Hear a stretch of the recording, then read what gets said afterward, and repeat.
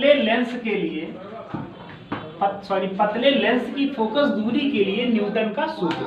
पतले लेंस की फोकस दूरी के लिए किसका फार्मूला है? न्यूटन का फार्मूला। ठीक है, तो जैसा कि इसमें बताया कि हमने बताया कि दिखाया है कि एक पतला लेंस लेते हैं। क्या लेते हैं? एक पतला लेंस लेते हैं। उसके समक्ष मुख्य अक्ष पर एक वस्तु मुख्य अक्ष के लंबवत रखी है। देखो लंबवत है AB, माना कि AB एक वस्तु लेंस के मुख्य अक्ष के लंबवत रखी हुई है। जो वस्तु है उससे एक प्रकाश की किरण BP लेंस पर मुख्य अक्ष के समांतर जाती है। अपवर्तन के पश्चात लेंस पर जब जाएगी उसके बाद होगा उसका अपवर्तन। अपवर्तन के पश्चात द्वितीय फोकस से होकर निकल जाती है। एक बात। दूसरी बात, उसने बताया कि जो दूसरी प्रकाश किरण BP है वो प्रथम फोकस से होकर गुजरती है। ये प्रथम फोकस है उत्तल लेंस में, यहाँ से वो गुजरती है, दर्पण पर बिंदु Q पर पड़ती, सॉरी लेंस की बात कर रहे हैं, लेंस पे बिंदु Q पर पड़ती है। अपवर्तन के पश्चात मुख्य अक्ष के समांतर होकर निकल जाती है ना? ठीक। पहले द्वितीय फोकस से होकर निकली और दूसरी वाली प्रथम फोकस से, है ना? जब इसके समांतर होकर निकलती, दोनों रेखाएं जहां पर एक दूसरे को स्पर्श करती हैं, क्या करती हैं? स्पर्श करती, टच करती हैं, वहां से मुख्य अक्ष पर एक लंब डाला जाता है। उस लंब का नाम है A' B'।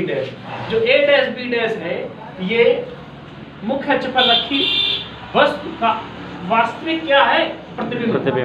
इतनी बात बताई गई। माना कि मान लेते हैं A से प्रथम फोकस की जो वस्तु जहां रखी है वहां से प्रथम फोकस की जो दूरी है वो कितनी मानी गई? x। प्रथम फोकस से प्रकाशिक केंद्र C लेंस तक की दूरी को माना गया f। प्रकाशिक केंद्र से द्वितीय फोकस की जो दूरी है उसको f' माना गया। क्या माना गया? f'। द्वितीय फोकस से और जहां तक प्रतिबिंब बनता है वहां तक की दूरी को x' माना गया। माना कि चार डिस्टेंस है, हमने अपने हिसाब से इसको x मान लिया, इसको f मान लिया, इधर वाली को, इसको f', इसको f'। Any problem? No problem. देखो समरूप बहुत कर समझना, बहुत ही इजी है, मोस्ट इंपॉर्टेंट है समरूप। ट्रायंगल कौन कौन से लेते हैं? AB F1, AB और F1 तथा चलिए CQ F1, CQ F1 में या से इसे देखो। अब इसमें वस्तु क्या है? AB upon CQ upon CQ equal to distance क्या है? AF1 CF1। Very good. अब तो आने लगा ना ये इक्वेशन नंबर फर्स्ट। ठीक है, इक्वेशन सेकंड में CPF2। इक्वेशन सेकंड क्या है? ट्रायंगल CPF2 CPF2 तथा F2 A'। ट्रायंगल दूसरा क्या है? A' B' F2। A' B' F2। A' B' F2। अब इसमें क्या है कि CP upon A' B'। Any problem? No problem.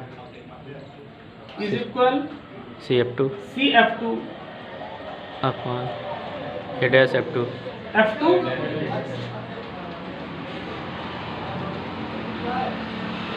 देखो बहुत इजी है, ये बहुत इजी है। फिजिक्स जो है बहुत इजी है। सिर्फ फिजिक्स मानती है कि उसके लिए जब उसको पढ़ो, उस पर बैठो तो सिर्फ उसी को ये हम क्या देते हैं। लेकिन कोई भी सब्जेक्ट है अगर वो पढ़ रहे हो या कोई भी दुनिया में कोई भी कार्य करो, आप 100% फोकस उसी सब्जेक्ट को, सफलता तभी मिलेगी उस सब्जेक्ट पे। सफलता के लिए सक्सेस जरूरी नहीं कि तुम किसी अग्निवीर के लिए तुम तैयारी कर रहे हो, दौड़ लगाओ, भी जरूरी नहीं। हम ये नहीं कह रहे कि सफलता तभी मिलती जब तुम एक गवर्नमेंट ऑफिसर बन जाते हो, एक गवर्नमेंट जॉब ले लेते हो। सफलता हर चीज़ की अलग अलग होती है। अगर तुम रेसर बनना चाहते हो, स्पोर्ट जाना चाहते हो, तो किसी एक चीज़ में ही फोकस करो। हमने बताया CP upon A dash B dash is equal distance में CF2 A डैश F2। ठीक है, इसको हम इक्वेशन नंबर सेकंड नहीं मान सकते क्योंकि AB बराबर CP ये प्रॉब्लम क्रिएट कर रहा है ना। तो देखो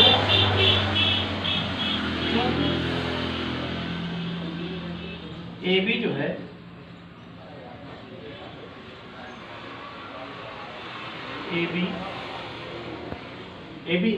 CP जो है किसके इक्वल में? AB के। CP equal AB CQ A dash B dash तथा CQ जो इक्वल है A डैश। रखो भैया इसकी वैल्यू, मान लो इसको सेकेंड, ठीक है। जहाँ पे CP वहाँ क्या कर दिया जाए? AB upon A dash B dash B dash.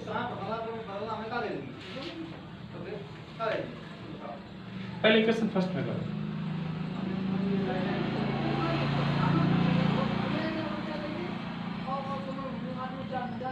Equation first में करो AB CQ जो है CQ वैल्यू क्या है? CQ equal to A dash B dash is equal AF1 upon CF1। Equation number third, equation समीकरण सेकंड समीकरण क्या है?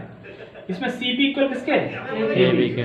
तो AB upon A dash B dash is equal to CF2 upon F2 A dash. F2 equation number 4। ठीक है। अब equation third fourth का pair समीकरण 3 व 4 तुलना करना या 4 की तुलना करना।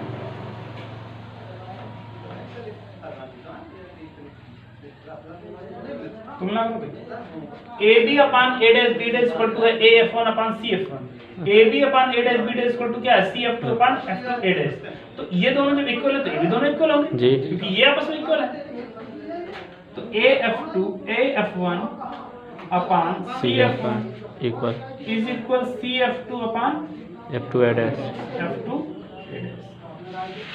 एक चीज और देखो, सबकी वैल्यू यहाँ पे पुट करते हैं, ठीक है।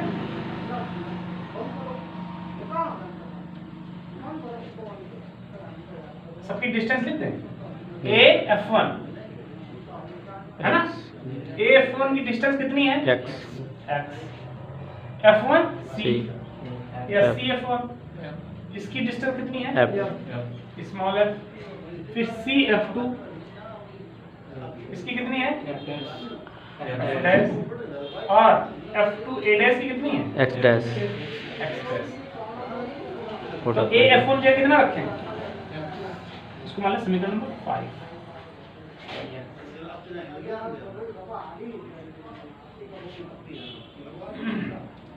तो देखो AF1 क्या है? x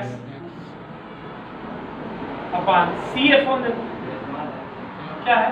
f है ना। CF2 वैल्यू क्या है? f dash.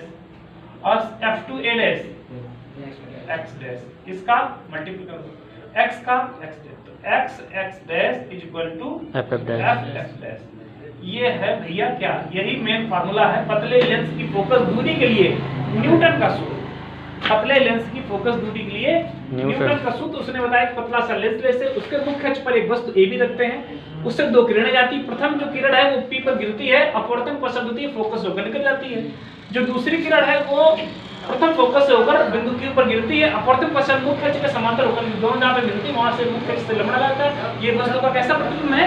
वास्तविक, है ना, वास्तविक रियल प्रतिबिंब है। ठीक है। इसकी डिस्टेंस मान लेते हैं, इसकी डिस्टेंस ये है, इसकी डिस्टेंस ये, इसकी अलग अलग दोनों की फोकस दूरी अलग डिस्टेंस निकाली f डैश। और उसकी एक्स डैश, ठीक है, फोकस दूरी से प्रतिबिंब की दूरी दोनों निकाल ली। हम क्या करते हैं, जो इससे पहले करते चले जाए वही प्रोसेस करेंगे। एक हमने एंगल माना कौन सा, ABF1, दूसरा माना CQF1, बस खत्म।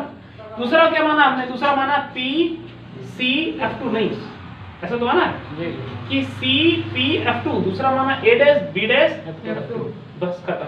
अब हमने क्या किया, CP इक्वल है AB के और CQ इक्वल है A', B' के, इसके अलावा कुछ भी नहीं करना है, एकदम क्लियर, फिनिश। आओ कि नहीं आया?